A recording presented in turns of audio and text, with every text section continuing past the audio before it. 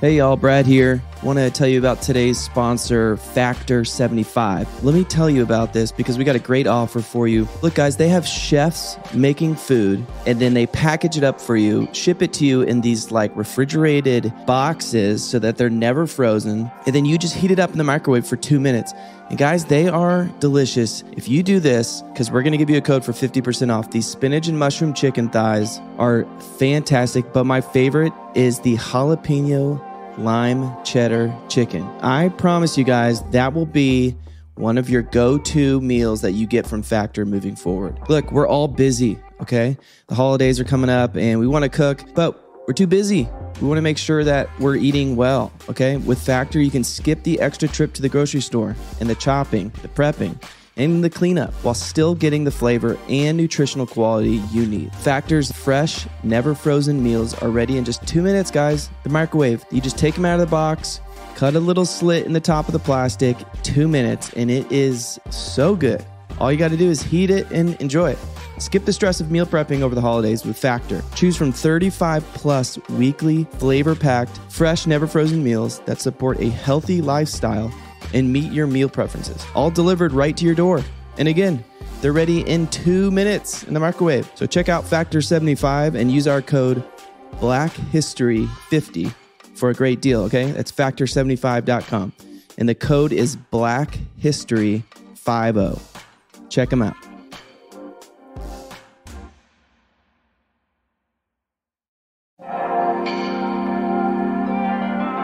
I don't know what most white people in this country feel. I can only include what they feel from the state of their institution. Now, this is the evidence. You want me to make an act of faith, risking myself, my wife, my woman, my sister, my children, on some idealism which you assure me exists in America, which I have never seen. Welcome back to Black History for White People, a podcast where we educate, resource, and challenge white people about Black history. I'm Brad, and on today's show are my co-hosts Katina and Garen. Today's topic is Martin Luther King Jr. This is part 1 of 2, so be sure and give part 2 a listen when you are finished with this episode. We'll begin this episode with a historical context of the day of when Martin Luther King Jr. was born. We go into a discussion on empathy. We discuss the beginnings to the middle of his life, and we end this first part discussing the differences between socialism and capitalism. We hope you enjoy the discussion.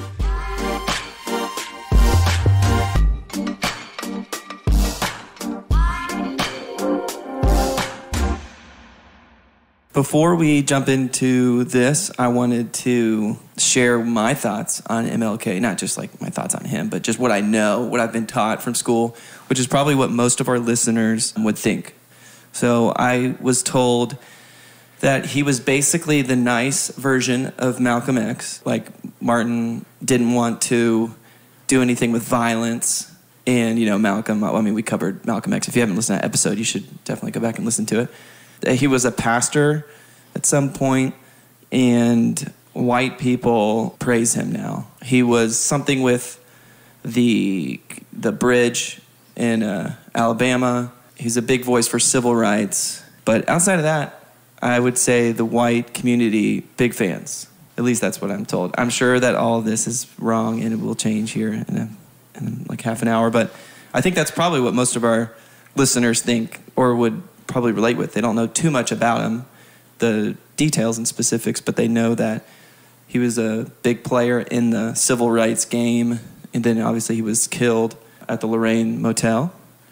And yeah, and so now he's kind of upheld as, you know, he's got a museum and he's got all these things, and his wife is continuing to do work. And so, yeah, but let's paint the picture. What's going on, you know, around the time of his birth, and we can start to talk about the beginnings of his life. So I think, to start out, the picture that you painted is kind of accurate but incomplete. Martin Luther King, at the front end we can say, he's been kind of turned into a symbol of one of his ideals, but yet who he actually was and what he stood for at the time was actually a lot broader and more complex than the current like symbol that white culture kind of, I mean, really, most white people Now, they have maybe a total of a minute of excerpts from his speeches that they just kind of repeat. And those are brilliant oratory. I Have a Dream. I Have a Dream. I've heard of Letters from a Birmingham Jail. Outside of that, I don't have anything off the top of my head. And those are heralded as being some of the best speeches in American oratory by like whoever makes that call. I don't know who decides that, but those are brilliant speeches. But who he actually was and what his life was actually worth digging into, and there's a lot more to him than just those speeches. So that's what we want to do, is find out more who he was. He was born in 1929 in the South. That is the year the Great Depression started. So he was born kind of into a crazy time where, like, for 5 years the economy completely tanked and there was massive poverty. He was in a bit of a better situation. His father was a pastor, and he was actually born Michael King, but his name was changed to Martin Luther King.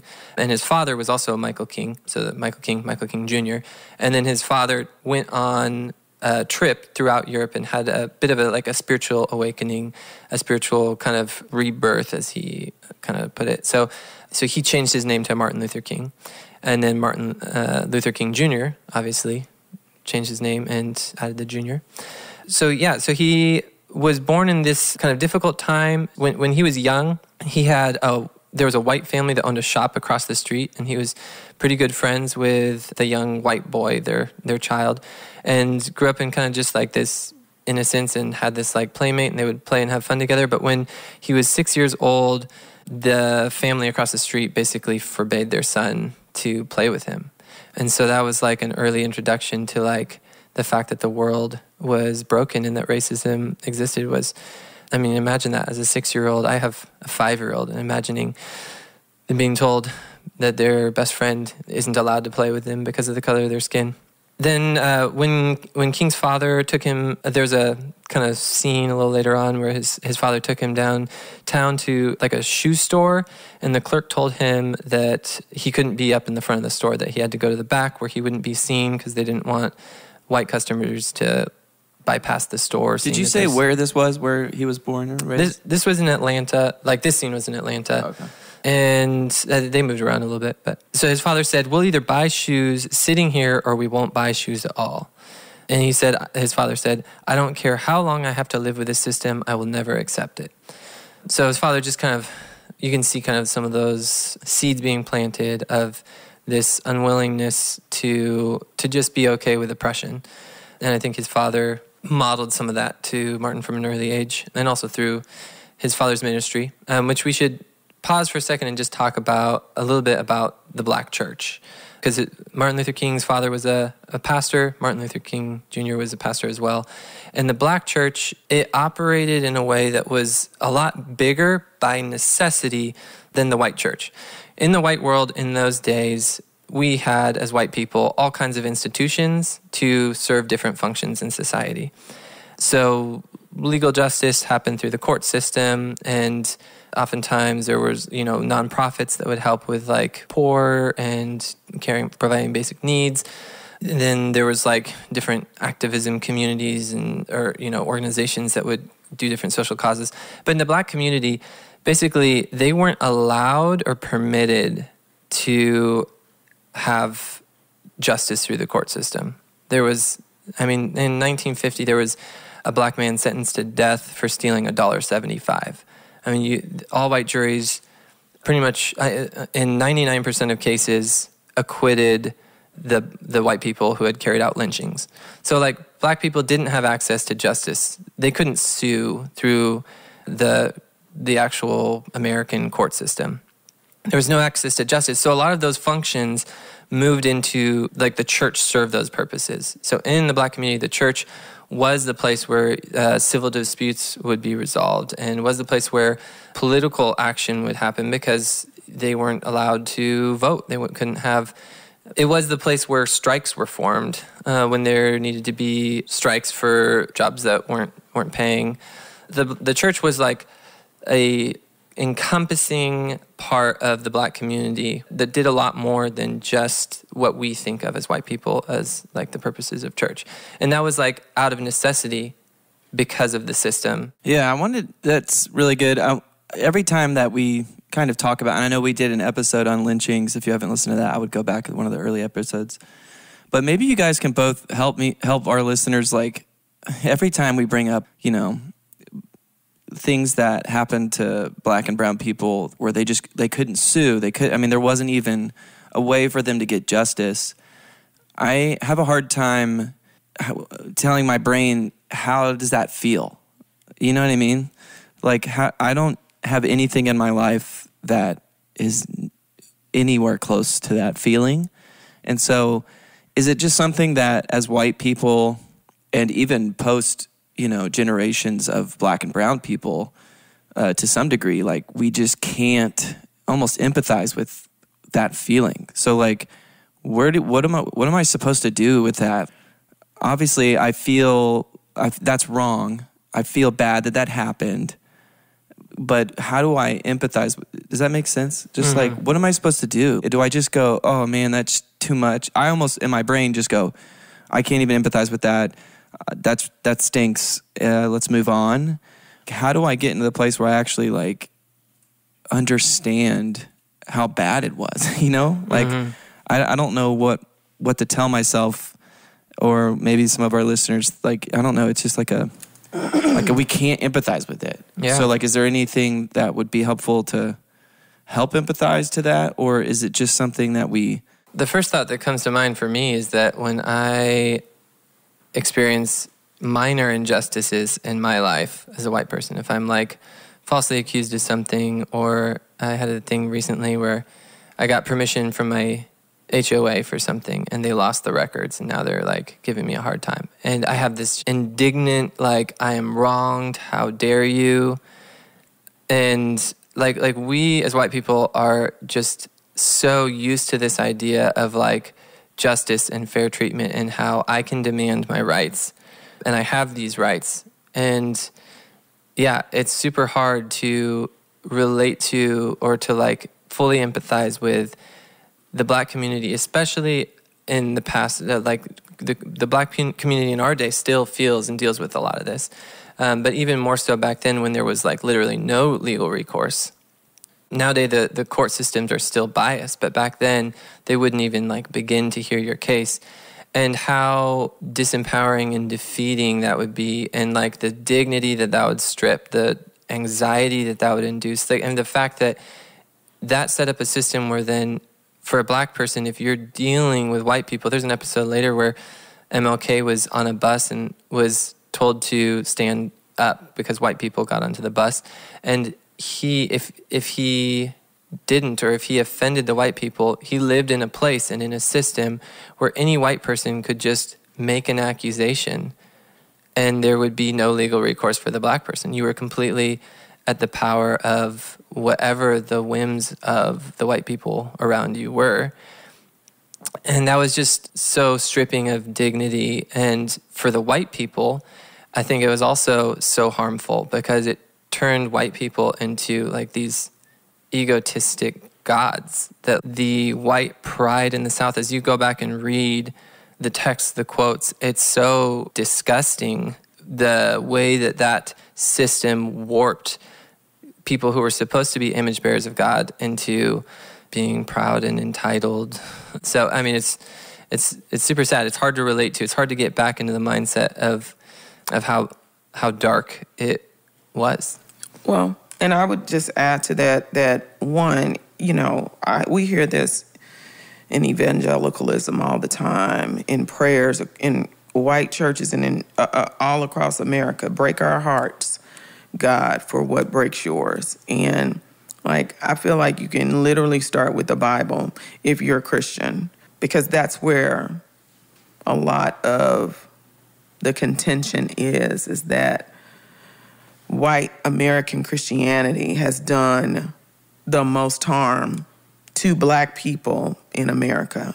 In the name of Christ, there have been the most heinous acts. Mm-hmm. And so if you start with the Bible and what breaks God's heart, and how his heart is for the sojourner, and how his heart is for the exile and the poor and the widow and the orphan, and the systemic issues that have created those types of environments or that type of environment for people. And then, ask yourself, if you want to know what Jesus would do in America, ask yourself, how does this land on Black people? What do Black people think? Like, what do indigenous people think? What do Hispanic people think? Like, how does this land on them?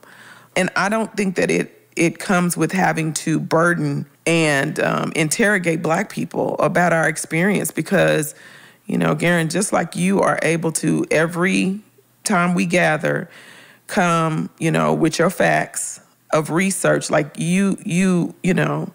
I consider you a brilliant brother, but it don't take a rocket scientist to go read some books because that's literally all you're doing, like humbly stepping into the space.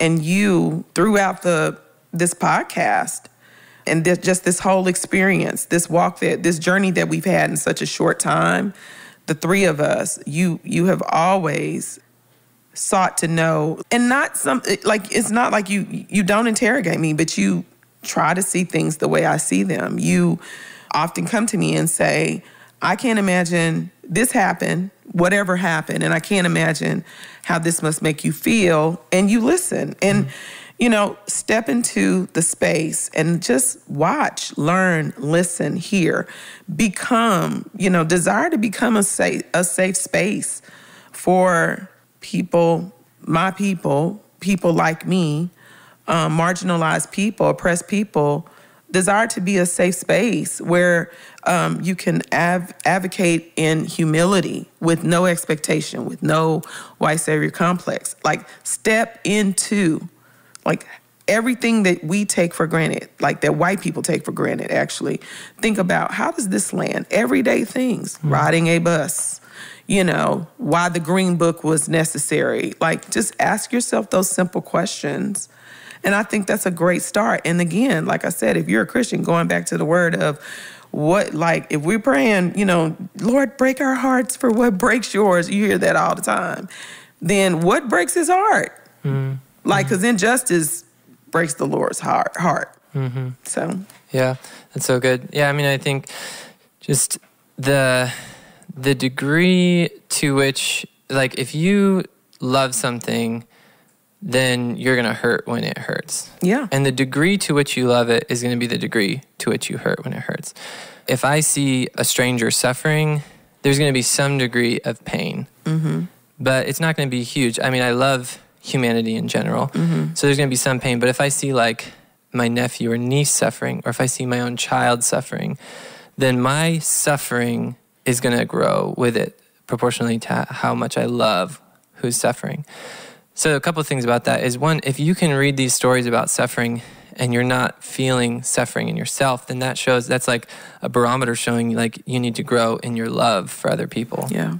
If you're reading about, Black Lives Matter protests where people are being tear gassed and, like, you're not feeling pain at that, then that's like, it's not a political argument to have. That's like a barometer saying, like, oh, how am I not seeing, like, the humanity of people who are suffering? Well, and I know because, this is another thing that I love about you, is that you love the idea of, like, I know I'm going to, mess up, and I welcome being corrected. So even in your statement just now, I'm gonna offer some loving correction. Mm. So this is the thing, like, if you love something, Black people have got to stop being a thing. And I know that's not how you meant it, but that's what often happens, is that white people are able to compartmentalize us as a thing, and they are able to other us because they cannot identify with our experience.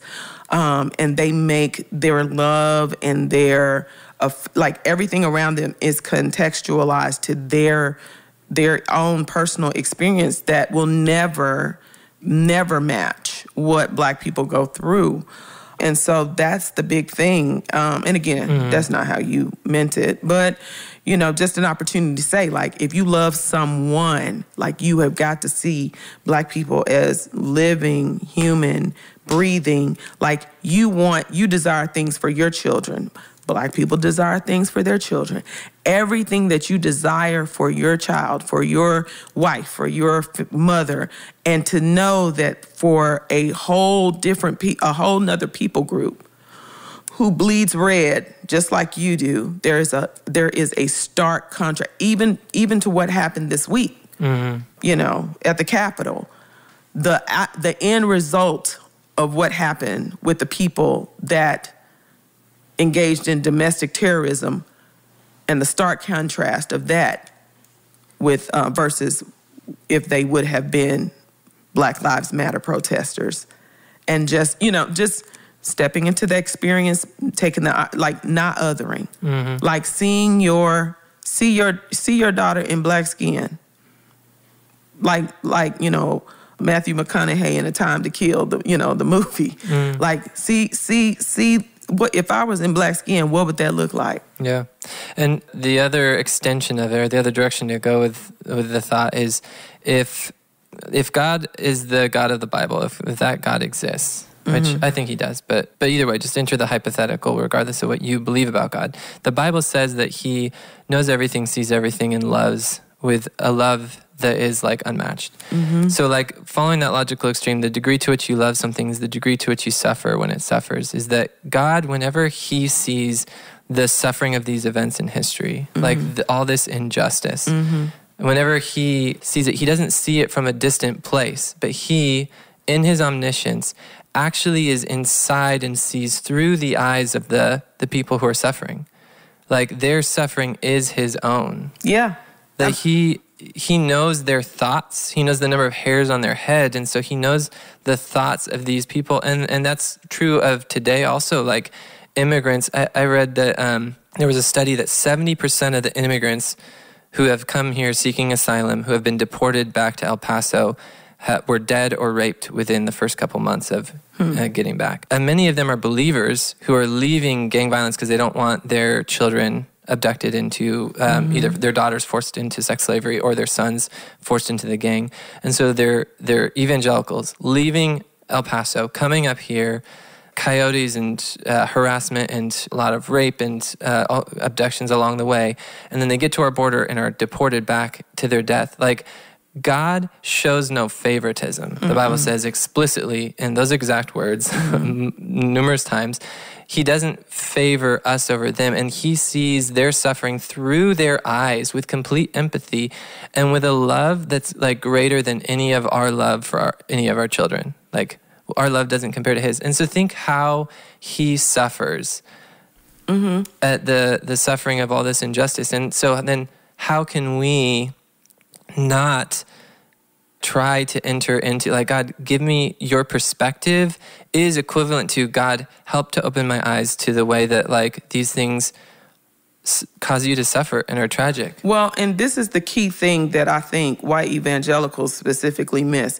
Jesus intentionally housed Himself, housed His soul in brown skin. Like, that cannot be denied. Like, the shade of the brown skin may have been a little bit lighter or, a whole lot darker. We don't know. But we know that it was brown. He housed Himself in brown skin, and He experienced life in the world that He created. When He could have entered the world at the pinnacle of privilege, within the pinnacle of privilege, housed Himself in brown skins. It's brown skin. The shepherds heralded him. Yeah, the shepherds, who were the dirtiest of the dirty, they declared that He, that they had seen the angel. He took every opportunity to be the lowest of the low. But this is the same Savior that white evangelicals, they glorify and lift Him up, and they literally want His glory, but they completely reject His story through the eyes of people that look more like Him than they do. Yeah. Period. Yeah. Mic drop, period. Yeah. It says he did not consider equality with God something to be grasped, but made Himself nothing, taking on the nature of a servant. And being he found was in not human even. likeness. Yeah. Go ahead. I'm sorry. And then Paul says like that our suffering as Christians is supposed to fill up what was lacking in the suffering of Christ, meaning just like the visibility of it to the world. That the life of a Christian is supposed to be an imitation of Jesus's, taking the low place in order to show that is the way. Which kind of segues back into MLK, because that's a big part of what he did. Is absolutely his style of leadership was not to take the high place, and he was like known as being a humble man. Yep. And his whole philosophy of leadership came from Christianity. It was also influenced by Gandhi and the idea of like non-confrontational, non-violence, and like just this humble willingness to suffer in order to do what's right. Well, and he was a black man who could have been the best of the best of, as far as like opportunity and privilege for black people. He went to college at Morehouse at 15 years old. He had a doctorate in systematic theology. Like his dad was a pastor. He had a certain pedigree. Even, within the African-American community. He could have gone a completely different route, but he, for himself, chose to be arrested so too many times. Like, there were many attempts on his life. There was more than just the ultimate, assassination. I mean, Coretta tells the story about how she would get up early in the mornings before he would go out to do his work, and she would drive his car around before he could get out just to make sure that it wasn't bombed. His wife. And she's a mama of children, jumps in his car to drive it and make sure that it's not bombed. Yeah. I mean, he chose the life and he was already a black man. Because to a white person at that time, a black man was just a black man. It didn't matter that he was an educated black. It didn't matter. He went well below his pedigree to identify, just like Christ did, with the lowest of the low, with the experiences of the lowest of the least of these. Yeah. And at one point, his house was bombed. Yeah. And before he knew if his wife and child were alive or not, there was a crowd that had gathered outside that was like a crowd of black people who were sympathetic and angry at what had happened. And Martin went and like talked to them about nonviolence and about like don't take vengeance and just like this humble response. And that's where you can see like the sincerity of a person that when it's like tested in that moment, right? That he was like, he wasn't doing it for clout. He wasn't doing it for fame. And he wasn't doing it for white approval because white people hated him. Yeah, and he wasn't doing it for money. People would pay donations, and oftentimes they would pay the donations to him. And at one point, he was actually investigated by the federal government because they thought that he was evading taxes. And he had a journal where he systematically kept a record of all the money that had been given to him and how he was like allotting it and everything. And so all these contemporaneous notes that he like after the fact remembered like, oh, I have these journals. So they went and it was like a complete accounting of all the money that he like when tested, it was shown to have been like to have integrity with how he was managing everything. And from my understanding, that was a source of contention between he and Coretta because they lived very poor life intentionally. And he didn't have to. Now, I'm not trying to paint him as a perfect person, but those are just the facts. Those are some facts about his life that we don't talk about. And we don't make those parallels of, because people still question his salvation because whiteness would say, whiteness in America uplifts theology to exclude the black experience, to exclude the black worship experience, to exclude the experience of blacks as Christians. Like, everything is our theology and the way we live out our faith is highly scrutinized. And so there's still these questions of, was he saved? Well, in his actions, in many of the ways that he served his people and he gave his life, it was way more Christian than you sitting up here talking about it and being a racist. Yeah. Boom. Like, but it's that his life is still, he was a Marxist, he was a this, he was a that. Mm-hmm. But then to weaponize him against black people, Martin Luther King would be rolling in his grave. The one that y'all put him in, like, are we gonna deal with that? The one that, and maybe not you directly, but your what you benefit from, the racism that you still hold in your heart, like, that's what killed him. Like, not black people being able to exist and take up space and speak for themselves. Mm-hmm. So yeah, I think a lot of people say, like, the idea with, like, his theology and stuff that sent him is why didn't he stay in his lane and talk about just Christianity and just the gospel? And a couple of thoughts on that is, first of all, just again, like we said earlier, like, the black church was by necessity, because of white racism, forced to be more than just that, because it was the only institution where black people were allowed to lead. Mm-hmm. Like any other institution, if black people were leading, then there was going to be a white mob outside. Mm-hmm. But there was enough kind of background white respect for Christianity that white people let black people lead churches. Yeah. And that was it. That was the only institution they could lead. And they would bomb the churches if you were preaching something that other than what they want you to hear, want you to speak or preach. And so yes, black pastors were politically engaged.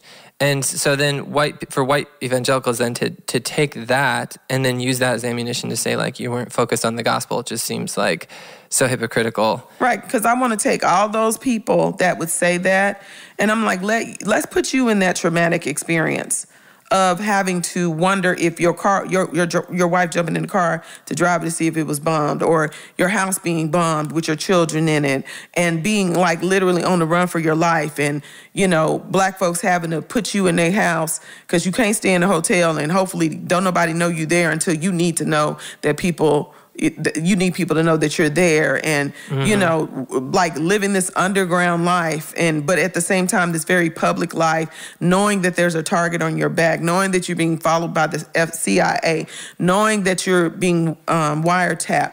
You want to judge you want to judge somebody, and all you have to do is get up, put on your drawers, go drink your coffee, go out your door, and leave go to your job and live your life. While people who are being persecuted, you literally want to scrutinize the lives of people who are being persecuted and oppressed and marginalized. It's laughable. Yeah. And also there's just the fact that, like, I think white evangelicals oftentimes want to boil Christianity down to just believing the right things. And we've kind of talked about this before. Exactly. That Jesus never said that Christianity is believing the right things. Right. Like, that's just something that, like, some, like, seminary somewhere invented. That's not a real thing. Like, if you read the Bible, there's more emphasis on what you do than there is on what you believe. And oftentimes in the Bible, it's structured where, like, the first half of biblical books, like New Testament letters and stuff, will be like a theological foundation of what to believe. And then the second half will be, like, all implications or applications of that in how you live. And the Bible says directly, if it says in James 1 that if you, anyone who reads the word and doesn't do what it says is like a man who looks into a mirror, goes away, and immediately forgets what he looks like. Just kind of, that's not really an option that's, like, left up to us to just, like, have theological foundations and not actually confront the injustice in the world that is in direct conflict with what Jesus commanded and taught. Like, the whole Great Commission is make disciples and teach them to obey everything I've commanded and taught. And included in what Jesus commanded and taught is creating a world where there's, like, renewed humanity, where the fall is pushed back, and where the world becomes what it was supposed to be from the beginning. And what it was supposed to be from the beginning was a place where there's equality and justice and love, and where power is not used to oppress, but power is used to uplift. Well, and you know what else is interesting? You were talking about seminary, and that one of the big things that they accuse MLK of even now, and I'm not even sure if it's true or not, was plagiarism. But I'm like, okay, white evangelicalism has plagiarized the Bible and has falsely basically used the scriptures to assault black bodies, to oppress black bodies and indigenous people, brown people. Like, the Bible was used and weaponized in order to oppress. Like, if you want to talk about somebody's plagiarism, let's talk about straight up lying on God. Like, but these are the things that, or the fact that he sought out he listened to, was influenced by Gandhi. If you're offended that he was influenced by a non-Christian, maybe if white America was being actually Christian, he could have been influenced by that. Boom. Like don't at me and don't at black people about all this bad stuff about MLK when, and then you want to talk about, his indiscretions. I'm like, okay, why are people leaving the SBC right now? Like, because of racism, because of 750 sexual assault cases that, when is it like, what's the standard? Because right now it's all over the place, like ping pong. Pick a struggle. Yeah. And pick a standard and stick to it, or shut up. Yeah. The reason, so the allusion there is to the fact that the FBI started wiretapping MLK's phones because they thought that he was a communist. So MLK was not a communist. He directly denounced communists. As he said, I have never been, will never be a communist, and could tick off a list of reasons why he thought, as a Baptist minister, communism is incompatible with what I believe. He also was not just a diehard pure capitalist either. Right. He believed, as I do, let me set it up this way, that pure capitalism, a good example of pure capitalism is this: if there's no regulation on capitalism, it's just this idea of anything you can do where you can make money, you're going to do that thing, and then the money you make, you're going to reinvest into doing more of that thing, and it just becomes this explosion of activity of that thing that you can do to make money. That's like unregulated capitalism. So TurboTax had a cool innovation where they made taxes more simple. Yeah. So they made a bunch of money, and then they grew and became this huge TurboTax. But then TurboTax, because in a pure capitalist system, you can do this, you can use your money to then distort the rules of the game to actually start harming people and make more money from that harm. So TurboTax then took a bunch of that money and lobbied the government to keep the tax code more complicated so that people would still need TurboTax. So in capitalism itself, if it's just like free for all, then you get these situations where companies become powerful and use that money not to innovate solutions that make the world a better place and monetize those solutions, but actually to use money to create problems that they can then capitalize on. And so pure capitalism, I think, there's obvious problems with it. So I like to think of it as like a spectrum of say on one end of the spectrum, there's communism. That's this idea of extreme equality, or the attempt to get to extreme equality. You can't actually get there. I'll explain why in a second. On the other end of the spectrum is feudalism, and that's extreme inequality. So in a feudalistic system, the power is completely concentrated in just a few hands. And so the vast majority of people in feudalism have no ability to actually realize their human potential or their image-bearing creativity. They just are working fields for the overlords. In a communistic system, you have the attempt to get to extreme equality, but people don't willingly give up power or money, and so you need some kind of authority to force the equality, and so it becomes authoritarian. So that both of those systems, feudalism and capitalism, as the extreme ends of the spectrum, they break down. Neither one leads to flourishing. Neither one leads to economic equality. Neither one leads to economic growth. They both. Neither one leads to the realizing of human potential. In communism, you're just kind of forced with no incentive to do work that you might not be the best at. In feudalism, you're forced with no incentive to do work you might not be the best at.